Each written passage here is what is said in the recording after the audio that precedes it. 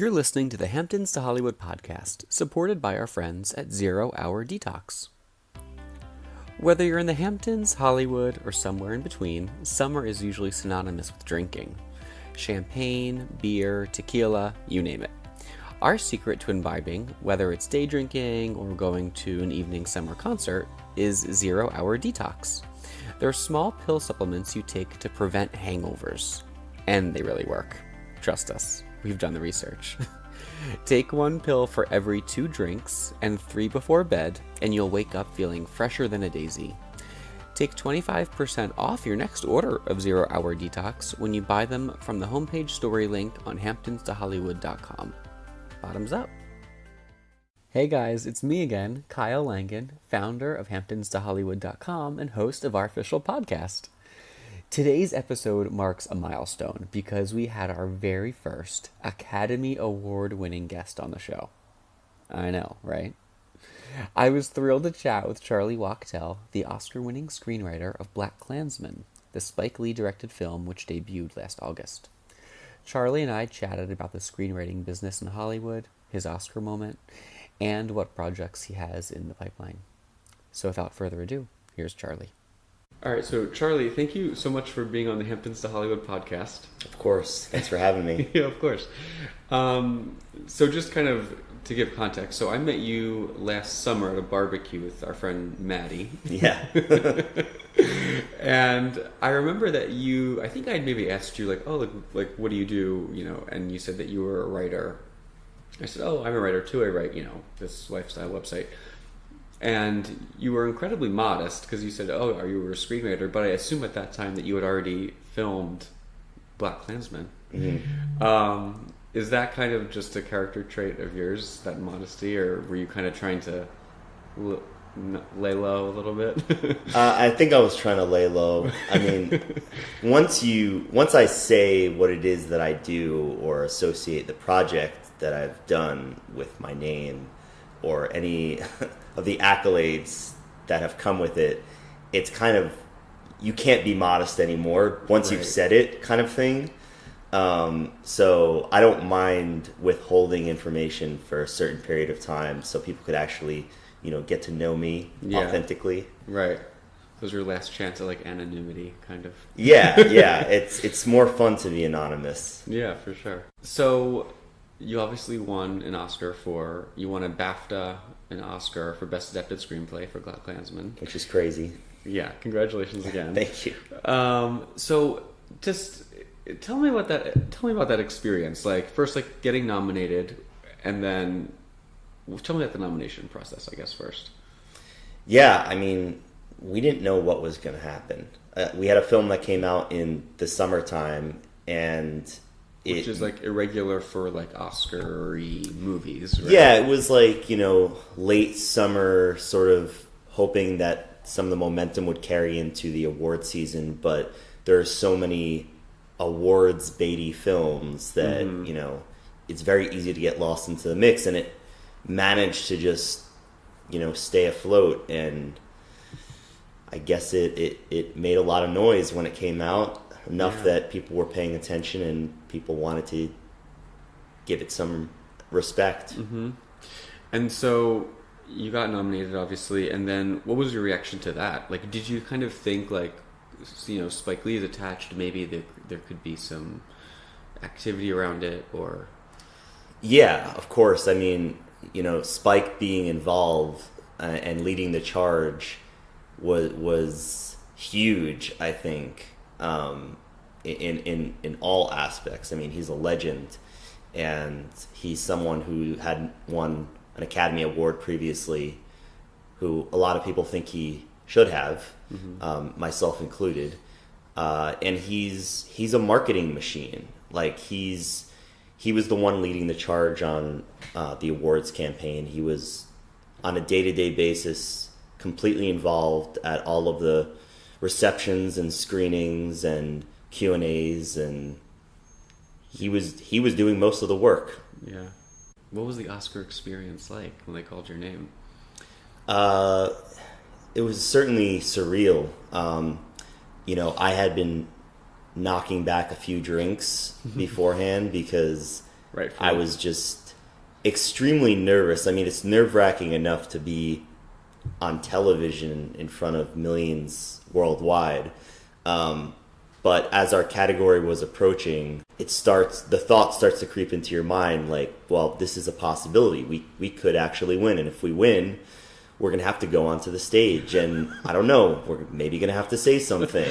Or so, yeah, these thoughts become a little bit more real as time goes on. Had you prepared anything to say, just in case? Yeah, I prepared a little something. I was definitely monitoring how the Academy was handling speeches and the length of speeches, and I saw that they were cutting people off. So I thought, obviously Spike is going to be the one who takes the lead, but if there's any additional time, maybe I'll thank my parents. Right. But I definitely wasn't going to go on a tangent or, thank every single person in the world or every person in the business for that matter. Right. And Samuel L. Jackson and Brie Larson, not a bad duo to give you an Oscar. No, not at all. Not at all. So you had found Ron Stallworth's memoir first, and then you were wanting to adapt it with your writing partner, and then why did you think, this was like 4 years ago, right? 2015. So why did you think it was an impactful story to tell, or why did you want to bring it to life? Yeah, well, first off, the movie, the concept, I think, just sells itself. Yeah. As a pitch. And once you have that, and once we were able to take it and expand it into something that felt a little bit more cinematic, we thought it's something that could be commercial, it could be indie, but have a prestige quality to it.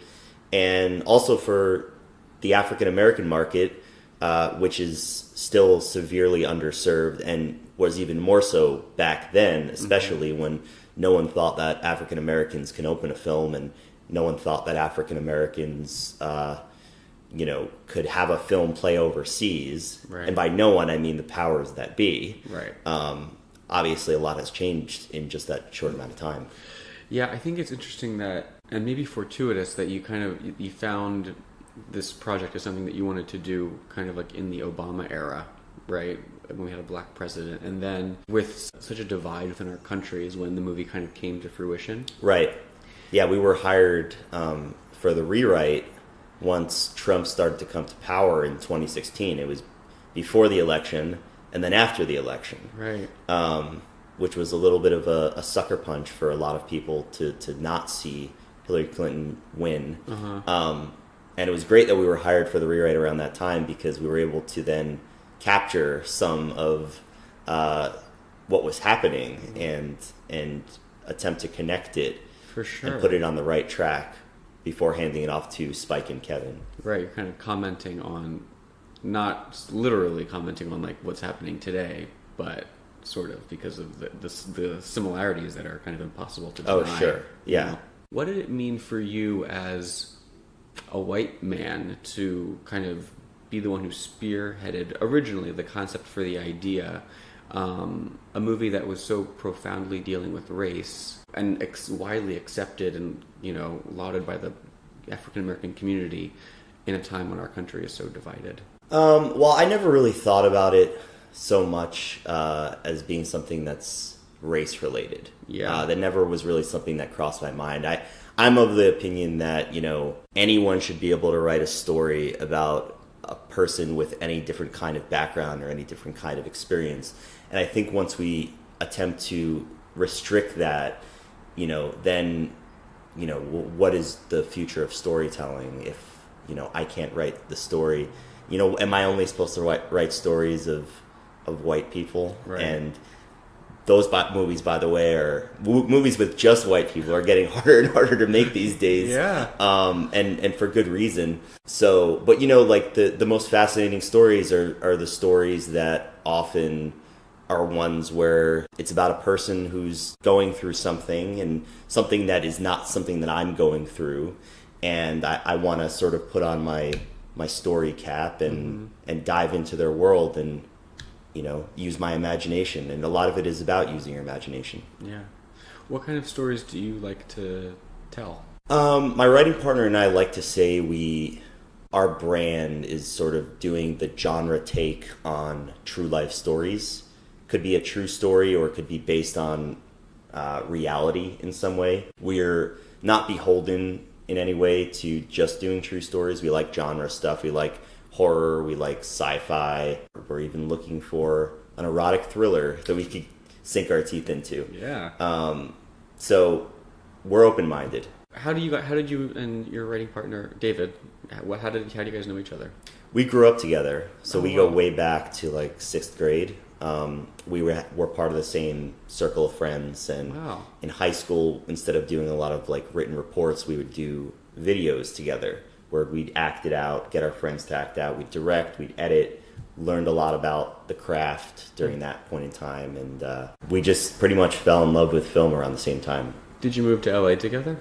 No, I moved out here in 2009. He moved out like 5 years afterwards. Okay. We had been writing and producing and directing separately and then sending each other stuff for feedback. And by the time he moved out here, we thought, let's try to join forces and write together. And then Blackkklansman was the second thing we did together. First thing was a TV pilot, which is something we're actually trying to get made right now. Oh, nice. Where are you guys from?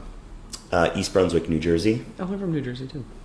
That's right. I think I knew that. Yeah, like Cherry Hill. Cherry Hill. Area, Everyone is from Cherry Hill who moves to LA. We had a general meeting with someone the other day who was from Cherry Hill. Yeah. Yeah. That's funny. So, I mean, writing is an incredibly like personal medium, and I remember like you were saying in interviews that you were excited for Spike Lee to get your script because you wanted him to make it into a Spike Lee movie, right? Right. So, do you think that now that you are an Oscar-winning writer, that you will, or I guess, what are your thoughts on allowing a director to take ownership over a script that you've written? Like, do you draw the line in a different place now than you did?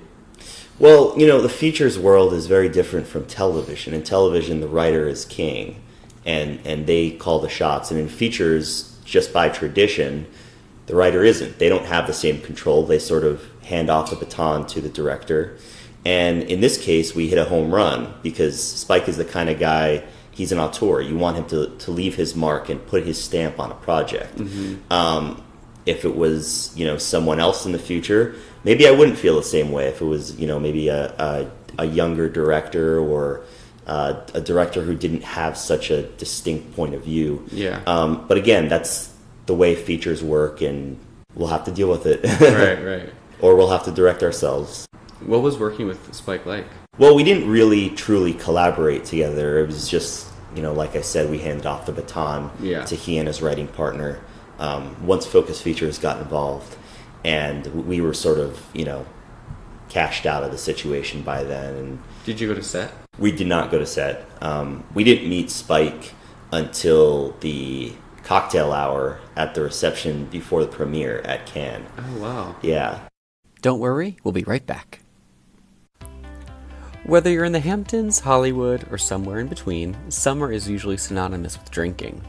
Champagne, beer, tequila, you name it.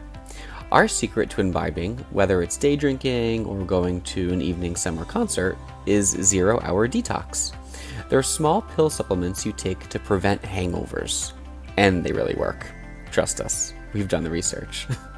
Take 1 pill for every 2 drinks and 3 before bed, and you'll wake up feeling fresher than a daisy. Take 25% off your next order of 0 Hour Detox when you buy them from the homepage story link on hamptonstohollywood.com. Bottoms up. So you were talking about TV. Is TV something, I mean, this is like the TV renaissance. Is that something that you want to look into? Oh, yeah. I mean, let's be honest. The real money is in TV. That's why everybody wants to get involved in it. But we also see it as incredible for storytelling, and especially if you're a writer, having that control over the medium is something that really excites us. And we have a couple TV shows that we're trying to get off the ground and hopefully sell 1. If we can sell 2, even better. Yeah. But yeah, we're really looking forward to getting exposure to that space. To be a writer, you have to be like incredibly like disciplined, to like, do you write like on a schedule? Like, how is your time management? You have to manage your time. I don't know what David and I would be doing if we didn't manage our time right now, especially because we have projects that have carried over, that have started from award season, that some are new, some are rewrites, some are projects that are older that have to be polished, some are pitches that we have to prepare on TV projects. So you've got to stay ahead of the game, you've got to keep a good calendar, and you have to stay disciplined. You just have no choice. There's some days when you don't want to write or you don't feel inspired. You just have to sort of push through it. What does like a typical day look like for you? Lately, it's been pretty early mornings, waking up and working on... I try to work on one thing a day, like one project. Right. Sometimes it doesn't work like that. Sometimes I have to split it half and half. But just to get in the mindset into that world, usually I like to stay on one project a day. And then if sometimes that bleeds into the next day, then that's fine. Some days we have meetings, and that can kind of throw our day out of whack because you're driving around town, and we've definitely been cutting down on meetings post Oscars because we have no time to write. Right. And we have to write. We have to stay busy. And do you guys write like in the same space, or do you kind of send each other different things, or? We are very much independent of each other when we're writing. When we do the outline stage and we want to make sure that we're on the same page and we're making the same movie, we'll sit down together and we'll build it out together and come up with very specific, detailed outlines. And then we'll sort of divide it up and go our separate ways and start writing. I mean, everyone has their list of like dream directors that they would want to helm their. Who's on your list? Well, we've already crossed one off our list. Some others on our list: Tarantino, he's going to do his own thing. He's going to write his own stuff. Yeah. Scorsese, Spielberg, P.T. Anderson, John Carpenter. One of my personal favorites. Now that actors are kind of becoming like multi-hyphenates and being producers, and when you're writing a part, do you write with a specific actor in mind? Yeah, I think it's helpful to write with someone specific in mind. We had a script, a spec script that we wrote that was on the blacklist. It's called Bolsa Negra, which in Cuban slang means black market. And we wrote that with Oscar Isaac in mind to play the lead, which is the character of a sports agent. And he's currently attached, and so we're trying to put that one together and get that one made. I heard that you were working on a project called Animal. Yes. That was written by Casey Sherman, right? What can you tell me about that? Well, the working title for that, for the feature, is Thatcher Island. And that one is moving along very, very nicely. We had a little bit of a hiccup because Fox 2000 just got axed by Disney because of the merger. Right. So we're sort of kind of waiting and seeing where that's going to land. But, that hasn't stopped David and I from, doing everything we can to improve the script on a day-to-day basis. Yeah. You are interested in adapting things just as you are as writing your own original. Absolutely. Yeah. I mean, adaptations are typically easier and preferable to industry executives. Oh, really? It allows them to hedge their bet on a project. Anything that has built-in IP. It is, in general, harder to sell an original spec or an original concept. We're open to either avenue. Were you worried about offending Ron when I guess not offending, but not doing his story justice, Well, yeah, I mean, it was extremely important for us to make sure that Ron was happy with the final product. Yeah. We never got the rights from Ron. We essentially got permission to adapt it on spec. It was critical for Ron to approve not only the project, but of us. Yeah. And it was important for us to trust each other and work together and make it the most collaborative environment possible. How did you gain his trust? Because, you worked a little bit, being a writer in the entertainment industry, but you weren't years of being a writer, you know what I mean? Right. No, it took time. first we put together a one-pager of our vision for how we would want to adapt the book into a script with some new ideas we had, including making the character Flip Jewish. Mm-hmm. We sent that to them. We that pretty much landed us a phone call with Ron through his manager, Andy Francis. And we got on the phone with him, and the call, he was in Utah in like a very rocky area, and the call kept cutting out. Mm-hmm. And so I'd be on the phone with him, and constantly the call would go out, and I'd keep losing him. And I would always call back. I would always call back like right away. And Ron will tell you that was an indication that we were really hungry and we were after it and super passionate about his story. Yeah. Do you have, any interest in directing? You've directed a little bit, but, your own projects? Yeah. It's certainly one of my goals, and probably my biggest goal when I moved out here was to direct. Mm-hmm. I always thought that writing could be a way to break into the industry. Yeah. And now I'm certainly on the writing track, and sure. It's going quite well, I have to say. So I think when the right opportunity comes along, I'll pounce on it and get my directorial debut. But, again, it has to be the right opportunity. You don't want to force it. Yeah. What about, any advice you have for writers or just those trying to break in, like you were saying? What avenue do you recommend going down? Again, if you want to write, you should be writing. You shouldn't be talking about writing. You shouldn't be just spending your time attending workshops or submitting old scripts into contests. You should just be writing constantly. New stuff, polishing old stuff, and you're going to get better at it the more you do it. And more importantly, you're going to see if that's really what you want to do. Yeah. If you grow to hate it, then maybe it's not what you ultimately want to do, but maybe you'll develop skill sets in another area. Are you represented? You have representation now, but how did you, or I think a lot of times people come to LA wanting to be a writer, for example, and how do I get an agent? Right.